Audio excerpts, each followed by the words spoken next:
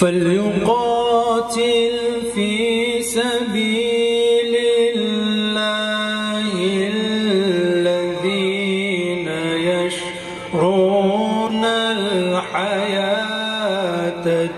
الدنيا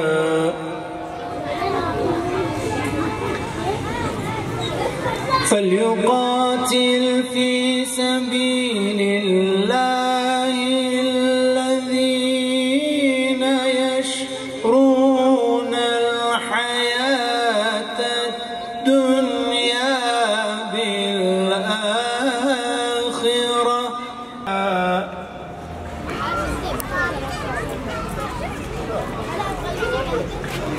وما لكم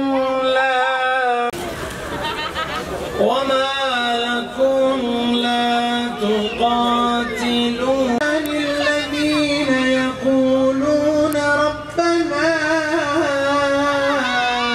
أخرج لنا قرية الظالم أهلها لدنك وليا واجعل لنا من لدنك وليا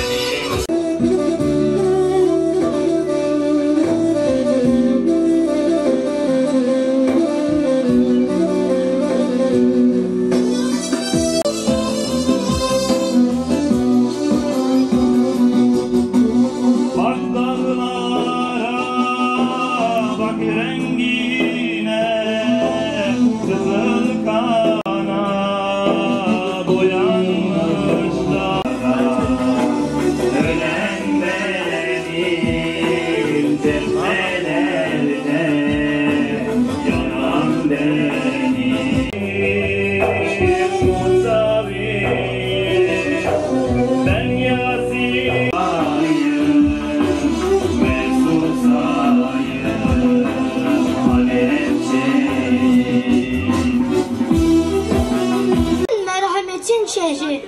Bir zamanlar masmaviydi gökyüzün, yemyeşildi zeytin ağaçları ve güneşle insanları. Bir zamanlar inşa edilirken Mescid-i Aksa, çıkarken miraca en sevgili ve fetihle müjdelerken Selahaddin Eyyubi, mutlulukla doluydu yüreğim. Bir zamanlar uçurtma uçulurdu çocuklarım, sokaklarım kardeşliği anlatırdı insanlara. İzzettin el-Kassam'a, Şeyh Ahmet Yasin'e, Yahya Ayyaş'a selam olsun. Abdülaziz Rantisi'ye, Fethi Şikaki'ye, Ebu Ubeyde'ye, Halit Meşal'e selam olsun. Başkomutan Muhammed Dayf'a, Yahya Sinvar'a ve selam olsun yiğit mücahit ve mazlum şehit İsmail Heniye'ye. Fark ediyor musunuz ey Müslümanlar? Genelde parklarda ya da deniz kenarlarında ya da baktığımız zaman zengin villalarda hep yaşayan insanlara acaba hangi kesimler? İslami kesim mi, yoksa genelde hep ahlaksızlığın, hep yalanın, yanlışın, günahın olduğu bölgeler midir? İşte biz Müslümanlar yeri gerektiği zaman parklarımızda, meydanlarımızda, her bölgenin içerisinde olmak zorundayız. Çünkü Müslüman gittiği yeri güzelleştirir. Bugün Gazze bize hayatın içerisindeki birçok lezzeti alıp götürdü. Ey Müslümanlar, bugün Gazze'nin içerisinde 16.500'ün üzerinde çocuk, 40.000'in üzerinde şehit ve hala 10.000 tane civarında enkazların altında bekleyen ceset ve bununla beraber 100.000'e yakın yaralı var. Gazze resmen bizde hayat bırakmadı. Gazze resmen bizim yaşam sevincimizi, hayatın içerisindeki mutluluklarımızın çoğunu alıp götürdü. Peki Gazze'yi unuttuk mu? Maalesef Gazze unutuluyor. Haberlerin içerisinde artık altyazı olarak geçiyor. Baktığımız zaman Müslümanların gündemlerinde Gazze yok.